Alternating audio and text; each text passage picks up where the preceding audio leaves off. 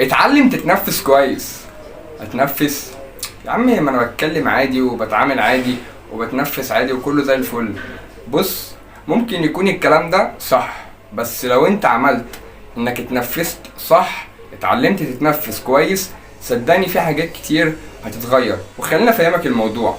المخ بيبني على اخر تجربة.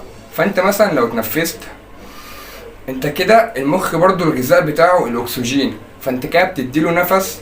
واي حاجة بقى عايز تفكر فيها ايا كانت ايه، خد نفس عميق وقول انا مثلا عايز افكر في كذا، ايه الحل بتاع كذا، او اعمل ايه في كذا. اما تعمل كده هتلاقي الافكار الافضل الايجابية بتجيلك، عشان انت اتنفست كويس فخليت المخ يوصل له اكسجين اكتر. وخلاص بعد ما خلصت الاكسجين، المخ بيبني على اخر تجربة، فقلت له المشكلة او الحل او الحاجة اللي انت عاوز تفكر فيها.